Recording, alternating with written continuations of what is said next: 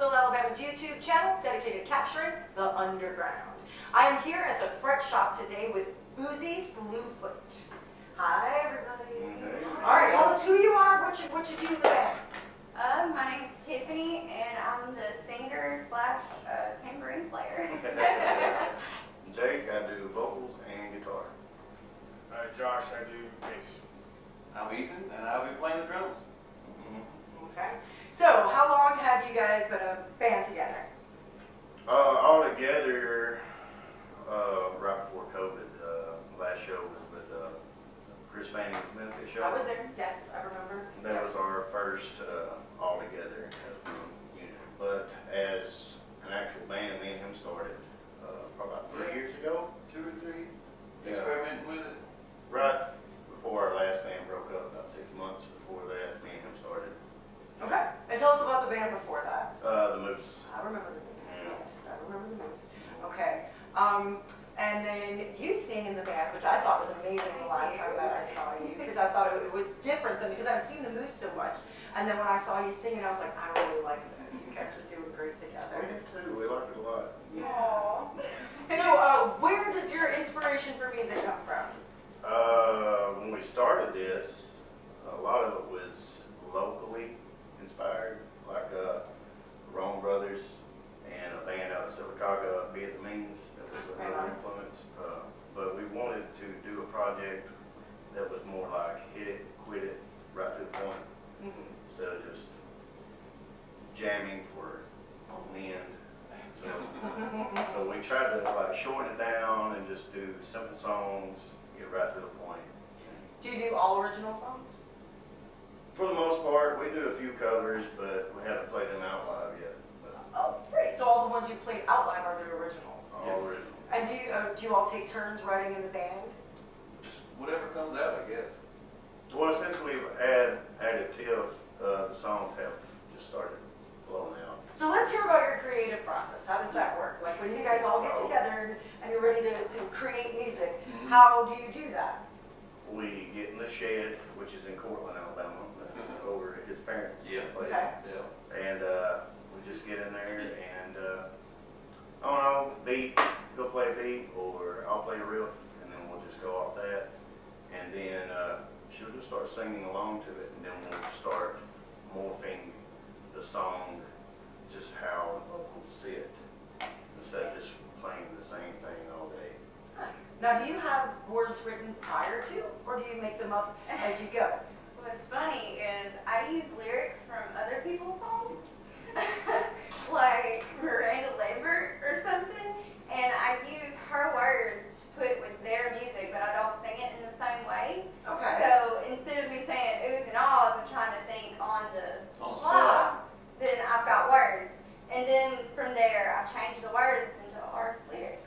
So that's how we write. That's why it makes it so quick, because She doesn't Okay. have to scat. So you start with other people's words, but then you change it to your own words. Yeah, That's cool. I like that. That gets the but creative it process sounds started. nothing like. it doesn't. Right, There's because they're stuff. not covers at all. They're original songs. So that is a neat way to create songs. It works really well too. She's been able to, like the melodies come quicker because she's not having to think about words. She just reads off lyrics she knows from a song.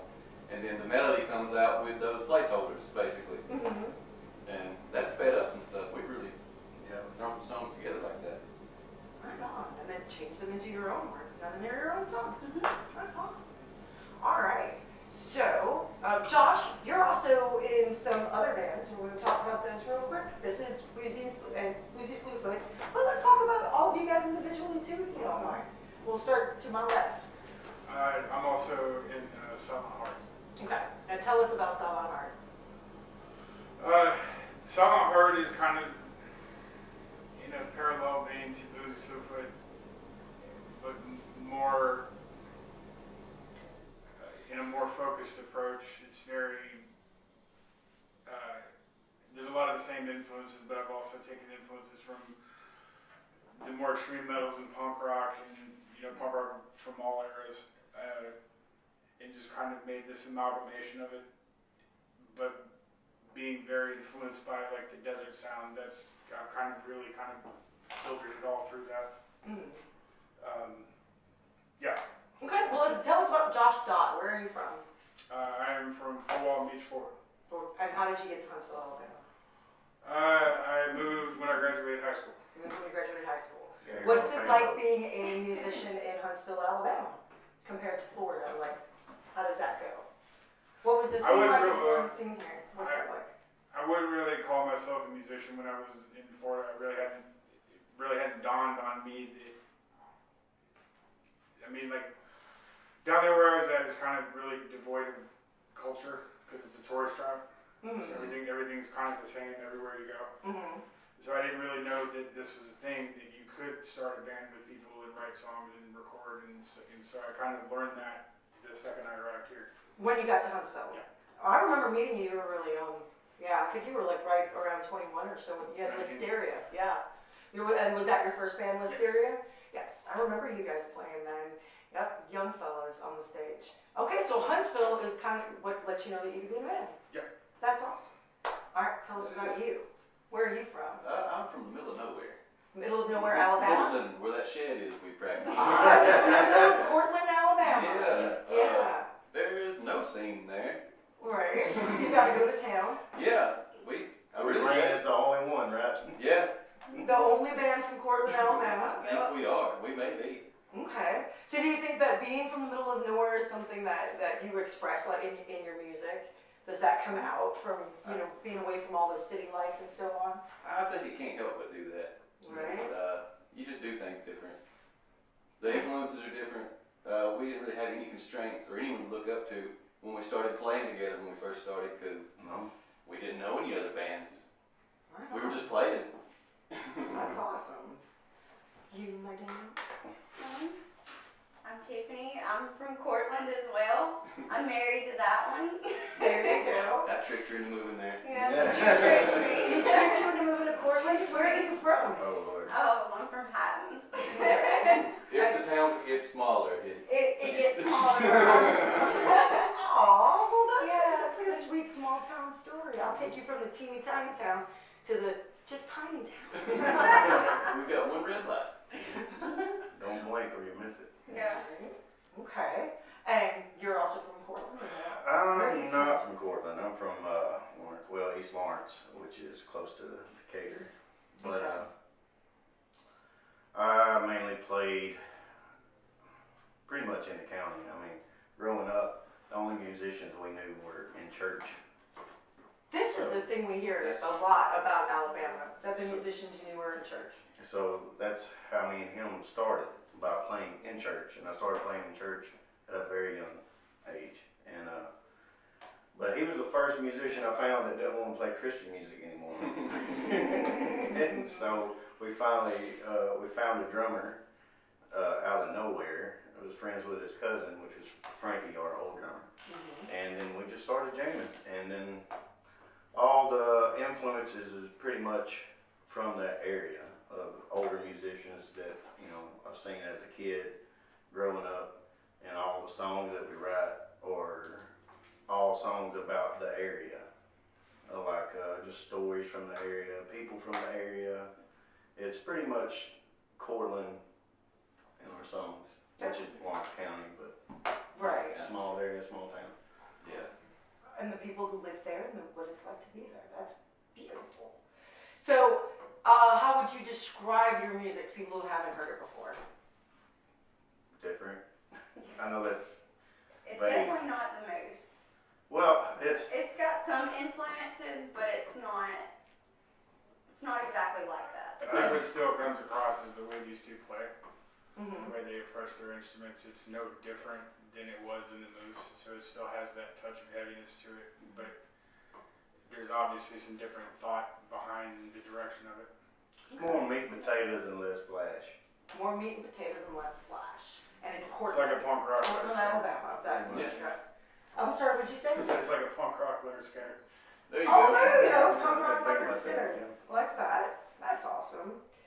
Okay. So, if you were to invite people to go out to Courtland for the day, what would you invite them to come out there and do? What do you people do in Courtland, Alabama? I'd tell them to wave at me on the way to somewhere. It's a beautiful little town, but there's just nothing there. There is.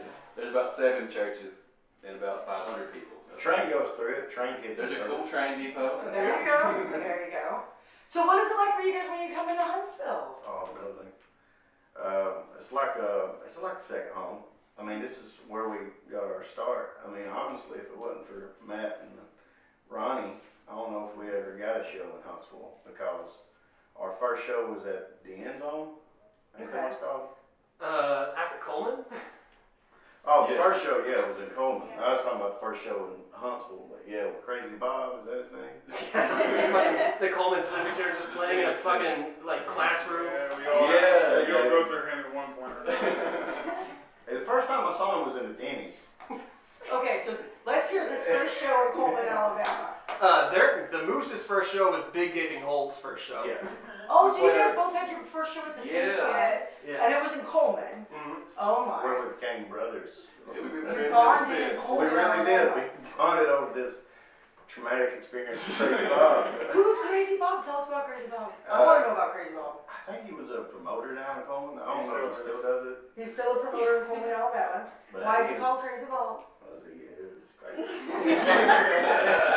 Well, was that an obvious answer? It's just the way he acts. Like he's a rare breed. He's the only one of his kind, I believe. And he puts shows on in Coleman.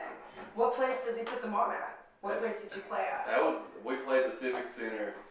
Well, we was playing in a classroom and had a dry erase board. Like, Chalk. Yeah. Chalk and a dry erase board. Oh wow. And that was like 8 years ago, so I think that's the only time we've. Yeah, we after that show, I was like, we are never doing that again. Well, at least it didn't stop you from having to play shows again. Just Oh, no. not. Well, I'm home. thankful for it, you know, because we got to meet them. I mean, Right. we played a lot of shows with Big Gaping Holes, and we love them to death. Ronnie got us into Florence at the end. And we didn't really mesh well in Florence. There was a lot of like hardcore, well not hardcore, but what is it, deathcore? Like metalcore. Yeah, that stuff. There was a lot of younger. I mean, we were kids anyway, but we were playing like classically influenced stuff, and they were like into what was popping then, like what was metalcore then. Gotcha. They were very nice to us. We got along with all the bands, but our style didn't fit as great sometimes. It was fun though. Good. But playing Huntsville, it seemed to just mesh really well. I think our first show, I don't know if, I can't remember if BGH was on it, but I know we played with Go-Go Killers. It was the first time I met Donnie and Russ and all them. And Gentleman Baskets. Was that show Popper Talk? No, it was at, Sports page. Sports? no, it was at the End Zone. Oh, okay. That was Ain't that what it's called?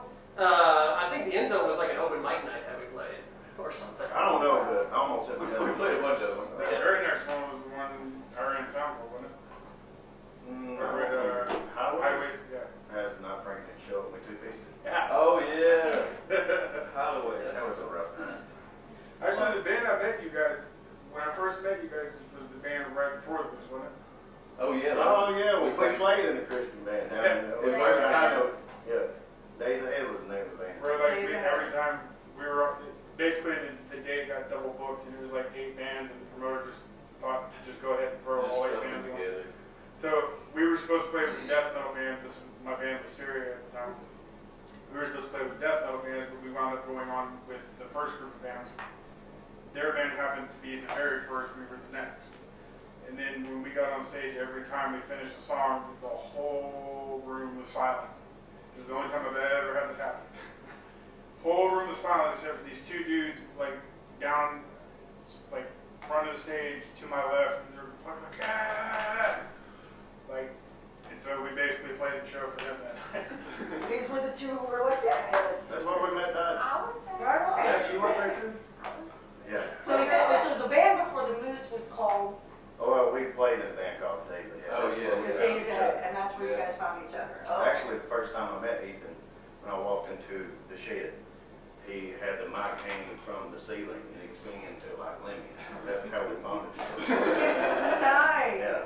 So we just bonded and we couldn't really write in that group, and finally he was like, hey man, I know a drummer, you want to just like jam one day? I was like, yeah, and then it just clicked. It's been going ever since.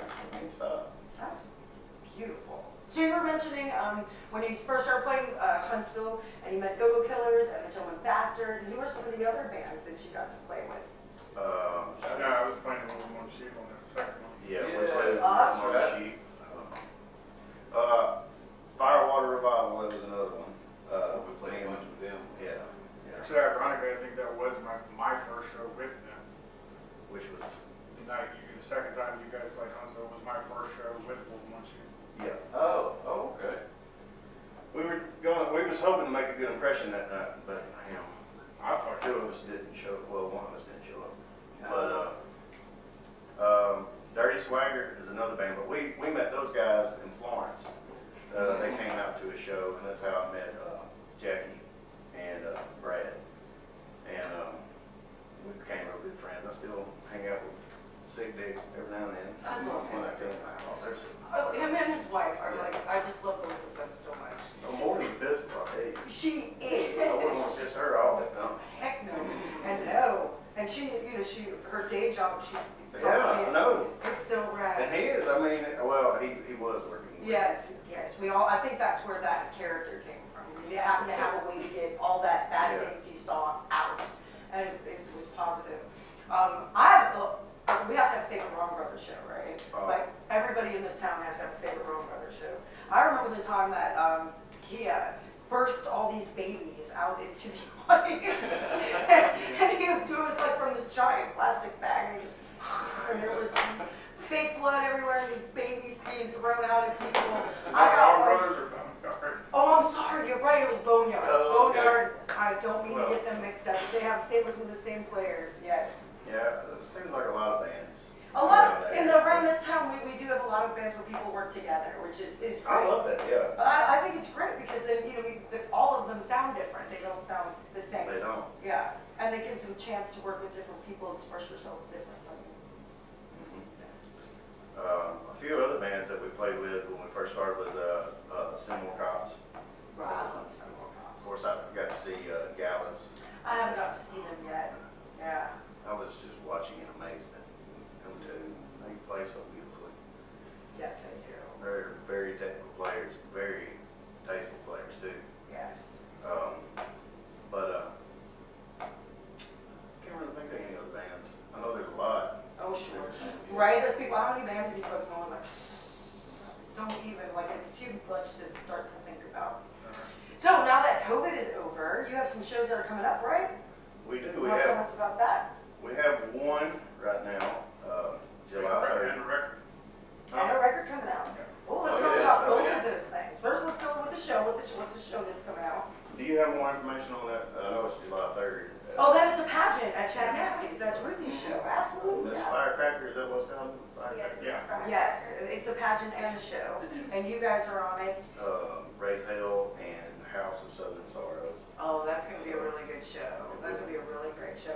And another pageant. We haven't had one of those in a long time. I saw that crown. Ooh, boy. That is a beautiful, beautiful piece of jewelry, Oh, I that suppose. I'm tapping on my head for 10 seconds and be like, oh my God, it's heavy.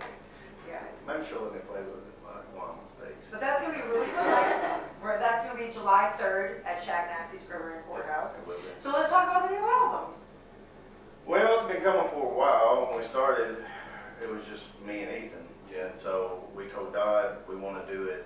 This was kind of my entry point into it, because I started out as basically the producer of this album before I was in the band. Okay, well that's awesome. So they came to you about producing it, and then you joined the band. Yeah, they were still trying to figure out their sound, because they, at the time, were kind of headstrong about being a two-piece, and so being one never to shy away from challenge, it was basically how can I make them sound as full as possible, being two people, With the lack of bass, and it was really hard to do. We played shows as a two-piece, and people would come up and be like, man, y'all sound great, but you need a bass player. And so finally, once we did the record, I was like, I want to put bass on the record, and then Doug was like, I don't know how to play it. Yeah, So- and I've been doing some studio-based stuff for a while. So initially it started out with just that, and then they kind of just brought me into the live amalgamation or incarnation of it. And I've kind of tried to to adapt and tweak to what I think their sound needs based on that instrument, you know. But we did the whole thing in their shed. That's awesome. We tried to do it all one take.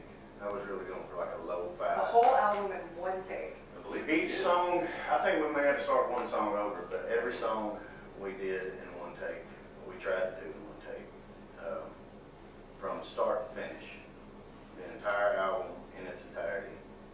Just through it. Oh my goodness. How many songs are on this album? 7? 7 or 8 maybe. Well, a little bit of jams in between. Okay. But 7 or 8. Yeah. Wow. I mean, it still comes off, you know, like with, especially with vocals and stuff, like you're always gonna kind of go back and overdub with, especially because we also had brought her into the fold. Yeah. So then with adding her vocals and trying to make that all fit, but it still comes across as a live record. It doesn't come across as something that was just completely manufactured, like in your ear, you know. Mm-hmm. We got in there and did it. Yeah. Yeah, we did. That's what we did. We just did a damn thing, man. And we enjoyed doing it. We did it in a day. That's awesome. That is great. Got up that morning, got some gas station biscuits, Yeah. showed up, the only place to eat in town, and then we started recording. And you have a production company under the moon, right? Yeah. Yes. You want to tell us a little bit about that? Well, I've been booking shows around town, you know, like several of us have for a few years now. And I was working with one establishment for a while, and when they kind of let me go, I just said, well, I don't need a venue to do these things. I just need the venue to host the events, so I'll just start my own production company. Right. I mean, literally, I created the page just so I could put ticket links on the event pages and stuff. So then it just kind of became its own thing, you know. And you do shows, and you also produce music like what you did with these guys. Yeah, but the music production is not really affiliated with the booking aspect of it. Okay, so they're two separate things. Yeah. Oh, okay. Well, that's all right then. Okay, so if you had 5 things, I don't know if I've been doing this, I did that with OJ too. Like if you had 5 words to describe the Moose, for 5 words, what 5 words would they be?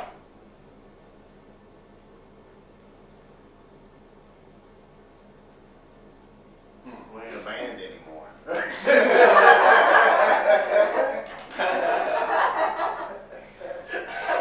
Which is true. We had to let that one die. We ain't a band anymore. Okay. Well, that's, Alright. that's the funny thing about it, though, is like the 3, I mean, because technically speaking, the 3 of us are in Salina Park too. Gotcha. Yeah, Yeah, he so picked us up. Yeah.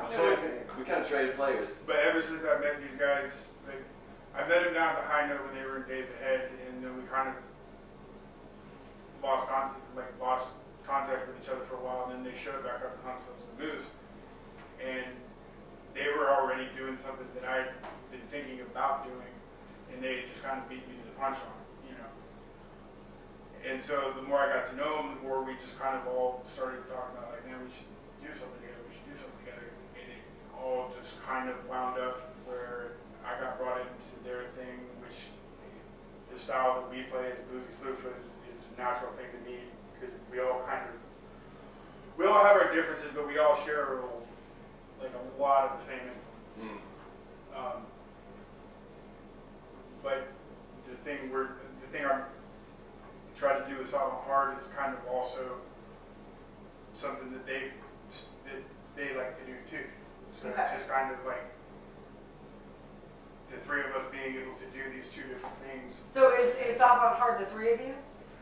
No, there's a 4th, our drummer, Gotcha. Greg Gates. But we did a little bit of I don't know what the word is, reformatting over the whole pandemic and quarantine and everything. Seems like that's what most bands Yeah. got to do. Take this pause and either write music, put music out, or reformat and There's a good chance to take stock of everything, but it just kind of happened to fall that way where like I wound up in this thing and it fits perfectly. And I know as well as I play with these guys, like whatever we do in Salina Heart is going to be just as good too. So it's just kind of like that. To me, that's the interesting part of it is being able to do that, but then being able to come and do this too, where like we're not necessarily doing the same things. And I think Jake's really the only one that would be doing the same thing. On what? Guitar. Oh yeah. Nobody lets me change it up. I would love to just sit in the back and do something else. Like play lap steel or something. I would love to do that, but nobody's calling me. Oh, well, that you never know that. You might get that opportunity there. That'd be nice. Right? You might get that opportunity. If somebody needs one, holler at me. I suck, but I'll try.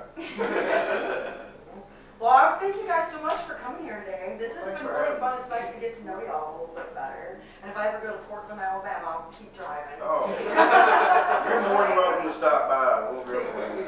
That'll be I'm fun. going to at least let them show you where you get the gas station. Gas station biscuits, cool. Alright, I'm Salina Brilla, this is DIY Live, and this is Boozy Slufoot, and thank you all for tuning in, and we'll see you guys next time.